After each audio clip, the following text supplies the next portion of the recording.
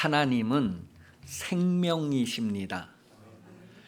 생명이신 하나님께로부터 떠나가는 사람들, 하나님으로부터 돌아서고 등을 지는 사람들, 각각 자신들이 삶을 잘 살아가고 있는 것 같으나 실상은 그 결과가 사망이다라고 성경은 우리에게 확인을 해주고 있습니다. 사람마다 각자가 옳다 여기는 그 삶을 살아가지만 그 결과가 사망일 수 있다는 거예요. 사람에게는 하나님이 선택할 수 있는 의지를 주셨습니다.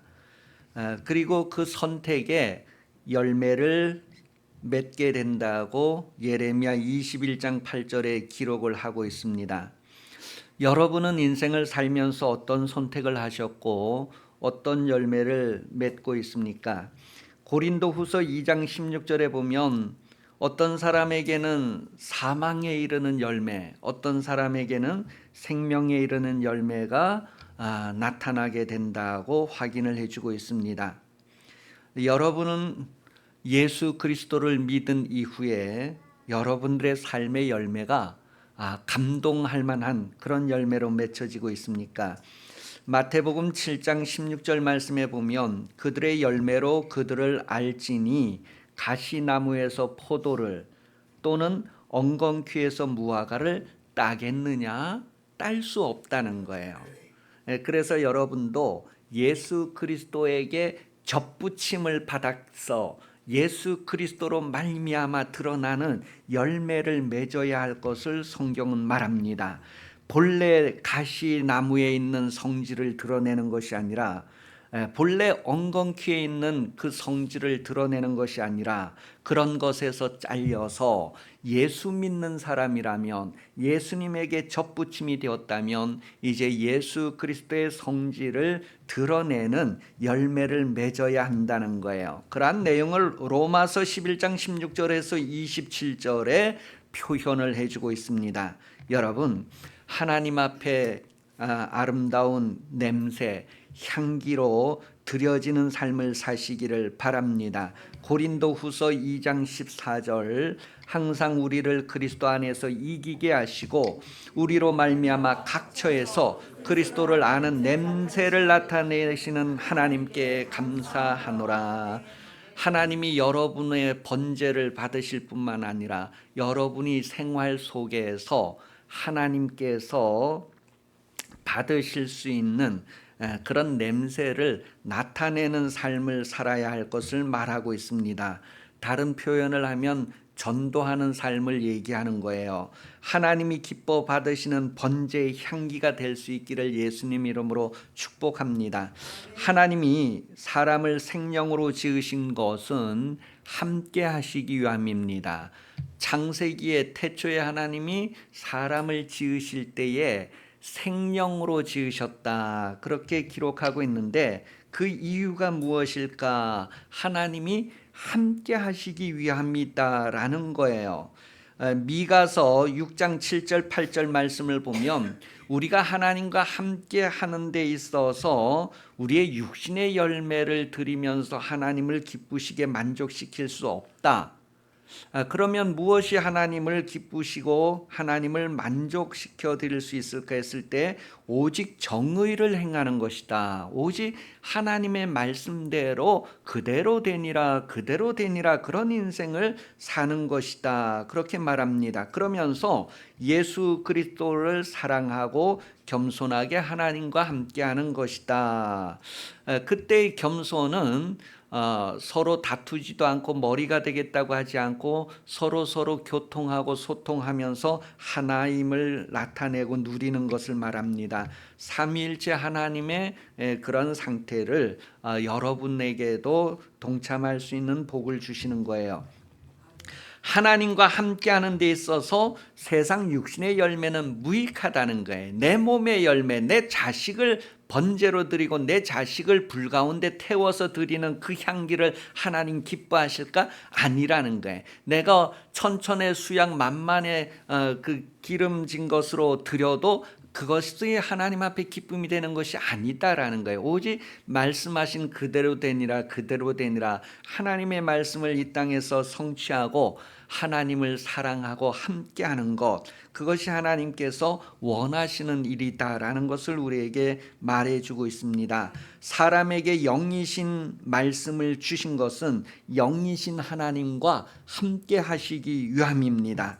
아담 안에서 모든 사람이 죄를 지어서 하나님에게서 돌이키고 떠나서 각각 제 길로 가기 시작했다라고 성경은 말합니다. 하나님의 아들을 세상에 보내셔서 회개하라고 하신 이유입니다. 모든 사람이 하나님으로부터 멀리 등지고 떠나갈 때 하나님께서 그 아들을 보내셔서 회개하라, 회개하라, 그렇게 모든 사람들에게 들려지게 하셨습니다. 그렇게 회개하라고 하신 것은 바로 천국에서 하나님과 함께하는 삶, 생명을 얻고 더 풍성하게 하기 위함이다라고 요한복음 10장은 증거하고 있습니다.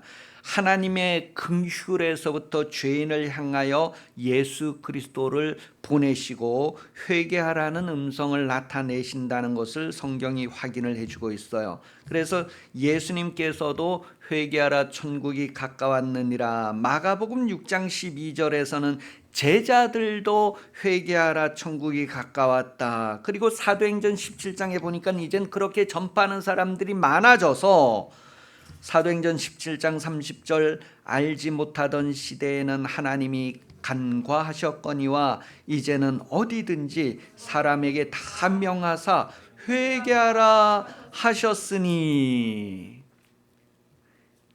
이제는 다 예수 믿고 구원받으세요. 그 말을 거의 다 들어봤을 거예요.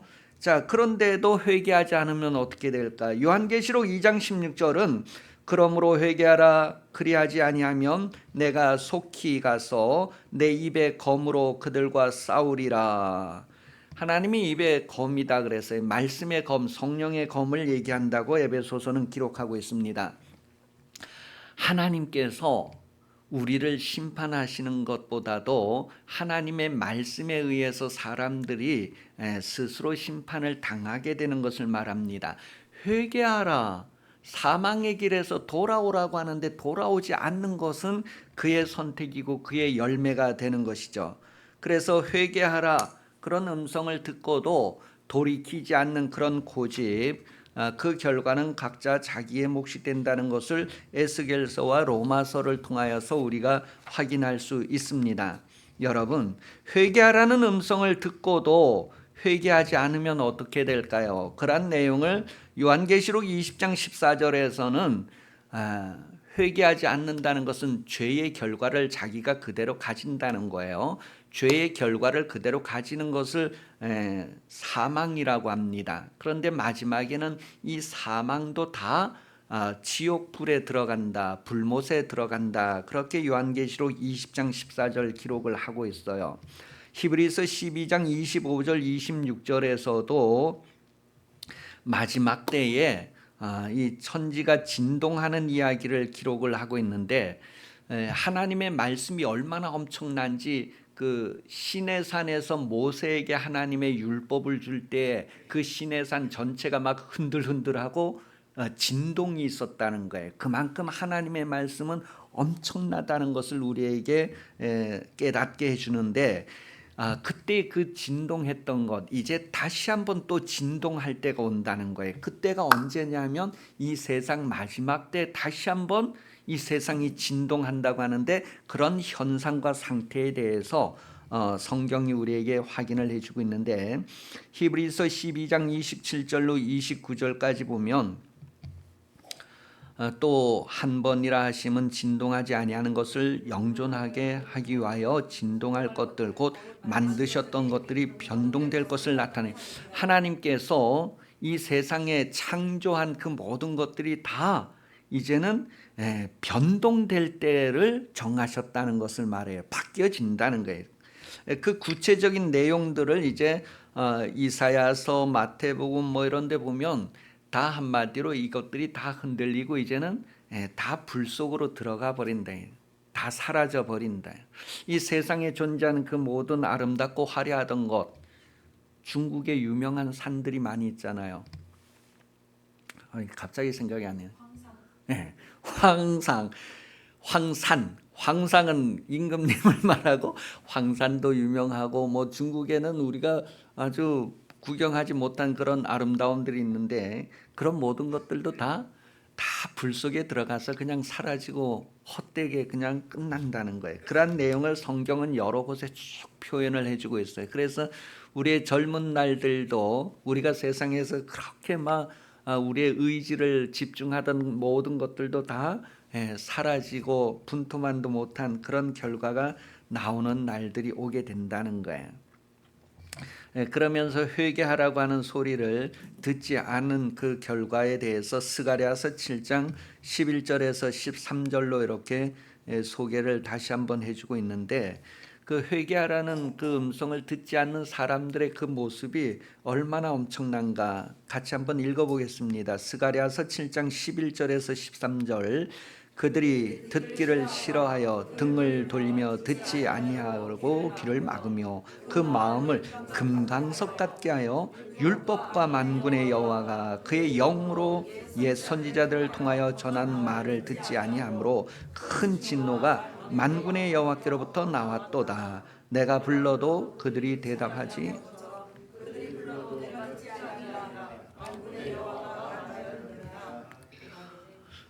하나님께서 생명이신 하나님을 떠나는 사람들에게 대하여서 돌아오라 회개하라 그렇게 하는데도 이 사람들이 얼마나 아주 이 마음이 아주 굳어지는지 금강석같이 막 굳어진 상태로 그렇게 듣지도 않는 그런 모습을 표현하고 있어요. 자, 그런 결과 어떻게 되는가 했을 때 베드로후서 3장 7절에서 9절은 이제 하늘과 땅은 그 동일한 말씀으로 불사르기 위하여서 보호하신 바 되었다. 그리고 8절에 보니까 주께는 하루가 천년 같고 천년이 하루 같은 이 한 가지를 잊지 말라. 그러면서 이제 9절 말씀 마지막에 보면 왜 하나님께서 이렇게 하루를 천년같이 천년을 하루같이 기다리느냐 하면 아무도 멸망하지 않고 다 회개해서 구원받기를 원하시기 때문이다라고 기록을 하고 있어요.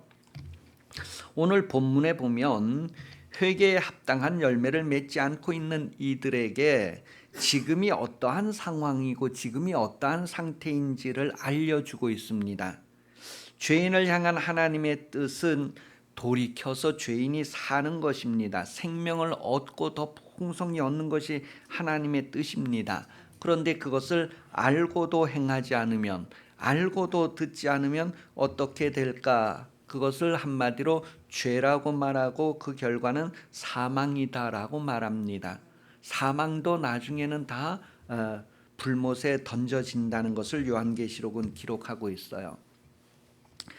이 죄에서부터 돌아선다고 하는 구약 성경의 단어가 슈브라고 하는 단어인데 회복된다, 돌아온다 그런 뜻인데 거기에는 두 가지의 의미가 있는데 하나는 악에서부터 돌아서는 것, 또 하나는 선으로 돌아가는 것, 그 두 가지의 의미가 있어요. 악에서부터 돌아서는 것과 선으로 돌아가는 것, 그 두 개의 의미가 이 슈브라고 하는 단어에 포함되어 있단 말이에요. 그래서 구약에서 회개라고 하는 것은 이 악에서부터 돌아서서 선을 향하여 돌아오는 것까지를 얘기한단 말이에요. 그러한 내용에 대해서 창세기 18장 14절에 보면 하나님이 사라에게 와서 내년 이때에 너에게 아들이 있을 것이다 하고 내년 이때에 다시 돌아온 것, 그것을 표현할 때 이 슈브라고 하는 단어를 쓰는 거예요. 그리고 아브라함이 모리아산에 올라갈 때 종들은 너희는 여기 머물러 있어라, 내가 아들과 함께 저기 가서 제사 드리고 내가 너희에게 다시 돌아오겠다 했을 때 그 다시 돌아오는 것, 그것을 회개라고 해요. 돌아온다라고 하는 의미란 말이에요. 그리고 느헤미야 7장 6절에 보면 포로 생활로 갔다가 바벨론 포로에서 다시 돌아오는 것, 그것을 회개라고 하는 거예요. 그것을 돌이킨다라고 하는 거예요. 그런 단어로서 구약에서 회개라고 하는 단어를 사용하고 있단 말이에요. 우리의 마음이 우상에게서 하나님께로 돌아오는 것. 자, 이렇게 하나님께서 회개하라고 하는 것은 하나님의 성품이 긍휼인데 죄인이 죄 가운데 죽는 것을 그냥 둘 수 없어서 긍휼을 베푸셔서 예수님을 우리에게 보내어 주시고 회개하라고 하는 거예요.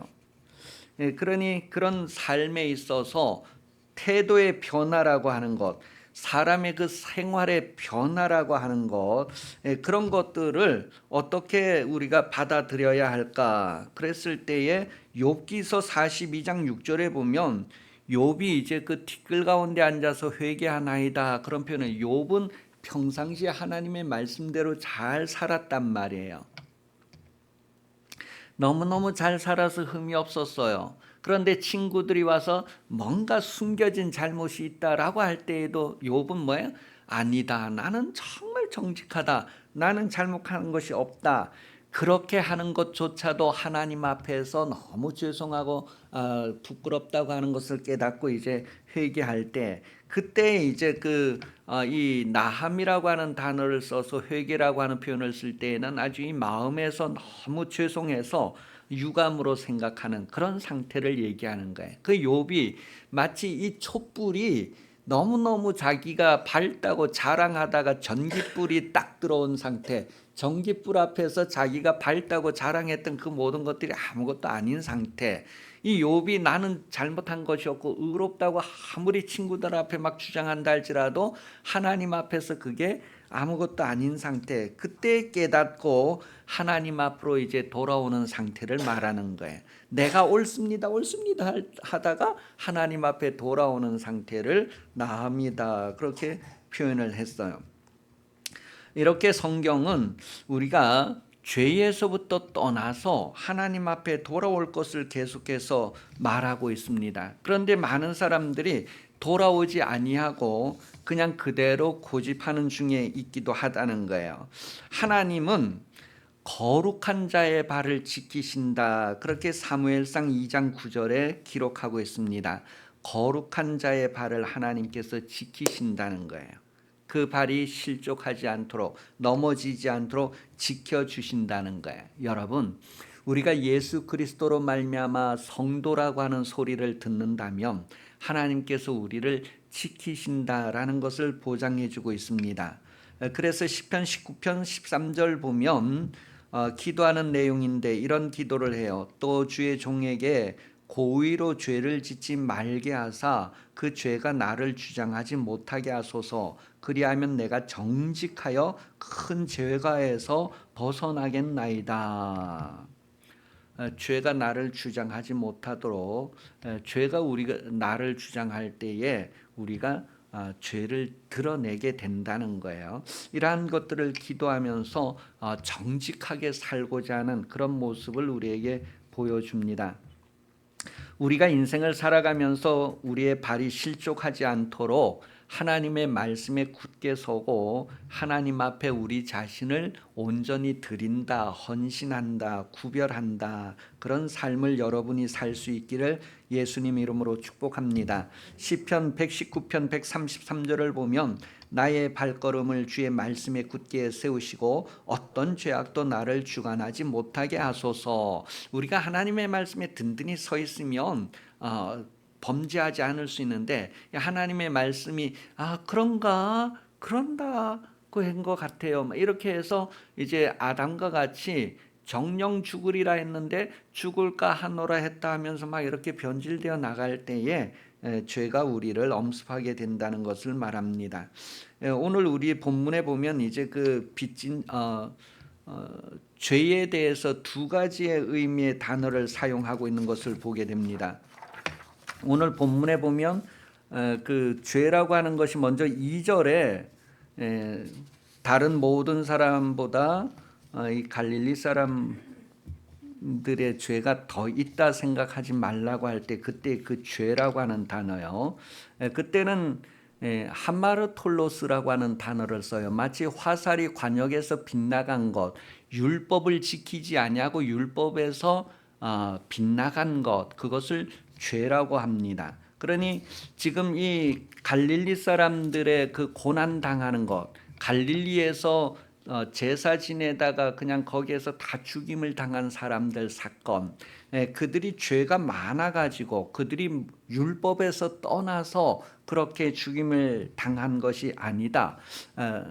그러니까 너희보다가 더 죄가 많아서 그렇게 너희보다 먼저 죽음을 당한 것이 아니다. 그런 말을 하면서 너희도 회개하지 않으면, 너희도 율법대로 살지 않으면 이와 같이 된다라고 하는 것을 경고해 주고 있어요. 그리고 또 두 번째 이제 그 3절에 보면 다시 한번 4절에요. 4절에 보면 이제 그 죄라고 하는 단어가 또 한 번 나와요. 이때 이 죄라고 하는 것은 앞에서 말하던 죄하고 다른 죄를 얘기해요.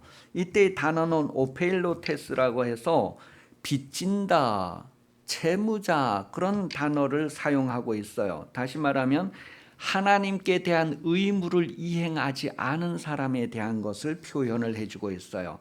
앞에서는 율법대로 살지 않은 죄에 대한 것이고 뒤에서는 하나님의 은혜의 빚진 자로서의 삶을 살지 않는 것에 대한 표현을 해주고 있단 말이에요. 그래서 오늘 이제 성경에서 빚진 자 이야기를 할 때 그 마태복음 18장에 보면 빚진 자 이야기를 해주고 있어요. 마태복음 18장 24절 이하에 이렇게 쭉 보면 빚진 자 이야기를 해주고 있단 말이에요. 빚진 자. 그 여러분은 다 하나님 앞에 빚을 진 자라는 거예요. 어떤 빚을 진지 아시는 분? 사랑의 빚을 졌단 말이에요. 아들을 죽이면서까지 나를 사망으로 향하는 나를 불러 세우고 돌이키는데 아들을 죽이는, 그래서 빚진 자네, 사랑의 빚진 자라는 거예요. 자, 우리가 빚을 졌으면 어떻게 해요? 갚아야 되잖아요. 1만 달란트의 빚을 탕감받았으면 어떻게 해야 돼요? 100데나리온의 빚진 자를 용서해야 돼요. 우리가 그런 삶을 살고 있는가? 하나님이 내 생명을 구원했다면 내가 다른 사람의 생명을 구원하는 열매를 맺고 있는가? 그것을 우리에게 확인을 하는 내용이죠. 갈라디아서 5장 3절에 보면 율법을 행할 의무를 가진 자라고 하는 내용을 기록하고 있어요. 우리는 다 율법을 행할 의무를 가졌대. 그러면 율법이 말하는 게 뭐예요? 하나님을 사랑하고 이웃을 사랑하라. 사랑하라고 하는 것을 우리는 의무를 가졌어요. 사랑해야 할 의무를 가졌대요. 예수님은 새로운 계명, 내가 너를 사랑한 것 같이 너희가 서로 사랑하라 그랬을 때에 우리가 서로 사랑하는 삶을 사는가? 하나님이 나를 사랑하신 그 사랑으로 내가 세상을 사랑하는가? 안 사랑하는 거예요. 열매가 없는 거예요.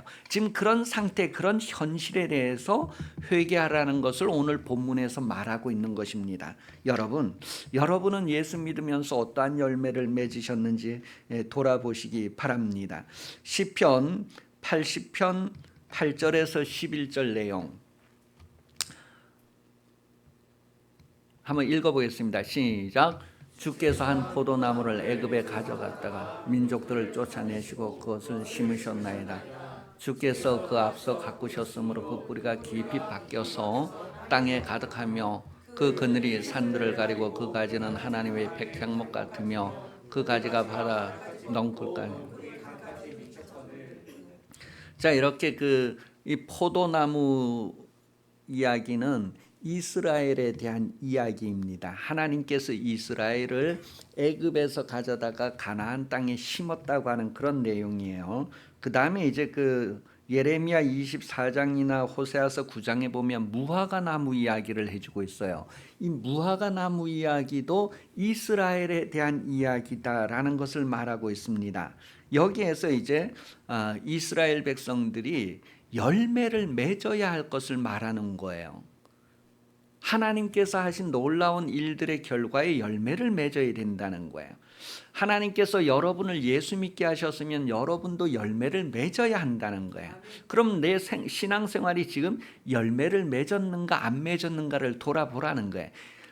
신앙생활을 하고는 있는데 열매가 없으면 뭐예요? 열매 없는 무화과 나무에게 어떤 심판이 내려졌는가를 성경은 우리에게 말해주고 있습니다. 그래서 회개의 열매를 맺으라는 것을 말합니다. 이미 가을이 다 지났어요. 그러면은 여름 동안 지나오면서 열매를 맺은 열매를 가을에 보여야 되는데 이미 가을인데 열매가 있느냐는 거예요. 여러분 예수 믿는데 여러분에게 열매가 있는가를 돌아보라는 것을 오늘 성경 말합니다. 3년 후에 뽑지 말고 한 해만 더 기다려주세요. 한 해 동안 내가 거름도 주고 물도 주고 더 이렇게 해보겠습니다.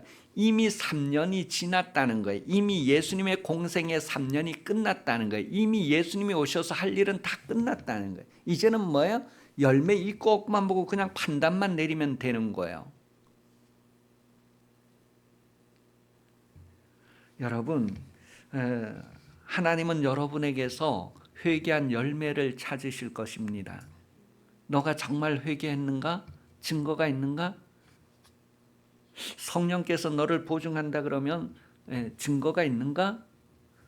그랬을 때 지금은 우리가 증거를 보여야 할 때, 증거를 나타내야 할 때, 무화과 나무 열매를 드러내야 할 때라는 것을 말합니다. 말라기서 3장 1절에서 4절 내용을 보면 하나님께서 이스라엘 백성들을 깨끗하게 하신 것은 그들이 깨끗한 상태에서 드리는 예배를 받으시기 위함이다라는 것을 말하고 있어요. 하나님께서 예수의 피로 여러분을 깨끗게 하시고 용서하신 것은 여러분을 인하여서 하나님이 예배를 받으시기 위함이다라는 것을 우리에게 알게 해주고 있어요. 그렇다면 우리가 예배한다고 했을 때에 빈손으로 오지 말라는 말을 기억해야 돼요. 하나님이 기쁘시게 받을 수 있는 내 믿음 생활의 열매, 내 신앙 생활의 열매, 내가 예수 믿는 삶의 열매가 무엇인가? 그 열매를 가지고 와야 된다는 것을 말합니다. 물론 우리가 주일날 올 때 감성금도 하고 뭐 다 이렇게 준비해 오는데 하나님은 그 물질을 원하는 것이 아니라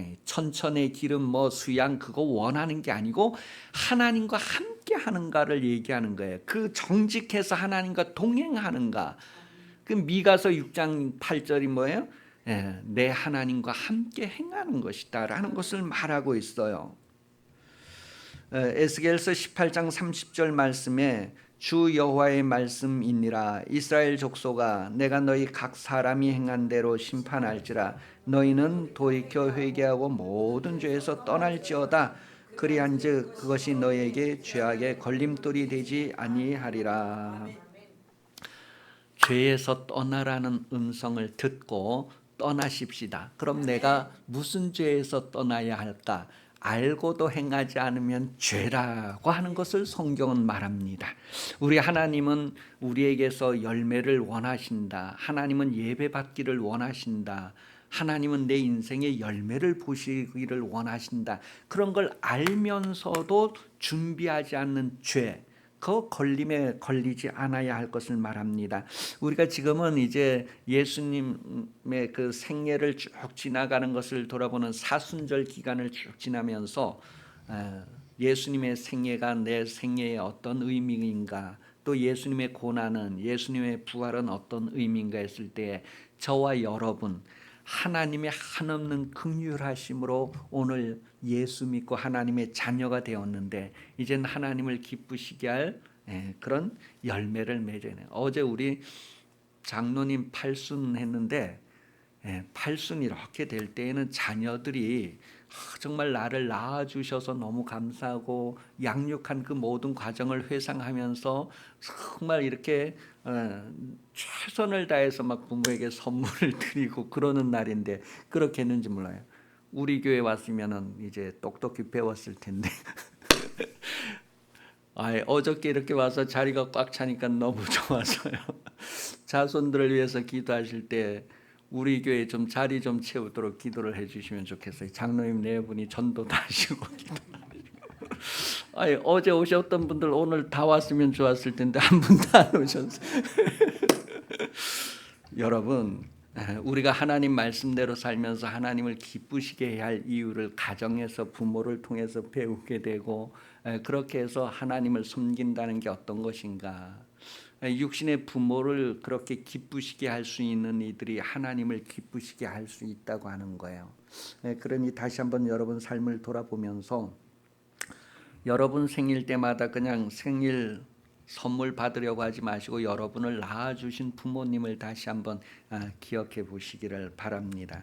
우리가 하나님께 무엇인가 요구하는 것보다도 하나님께 드리는 정도의 장성한 분량의 신앙생활이 되어서 이제는 여러분이 정말 하나님께서 막 그 기쁨을 이기지 못하면서 기뻐하실 수 있는 그런 영혼 구원의 열매를 좀 하나님께 많이 드리는 스바냐 3장 17절의 말씀들을 이루는 그런 신앙생활 되기를 예수님 이름으로 축복합니다. 기도하겠습니다. 살아계신 하나님 아버지, 우리를 사랑해 주셔서 자녀가 되게 하심을 감사합니다. 고맙습니다. 우리가 받은 사랑, 이제는 깨달은 대로 하나님을 사랑하는 흔적을 가지게 하시고 하나님 앞에 드릴 예물을 준비하는 인생 되게 하셔서 다시 오실 주님을 기다리는 아름다움이 되게 하여 주시옵소서. 이제는 다시 오시는 예수 그리스도 은혜 베풀어 주시며 하나님 아버지 사랑하심 성령 도우심이 주일 오전 예배 참석하여 머리 숙인 성도들 위해 영원히 함께 하시기를 간절히 축원하옵나이다. 아멘.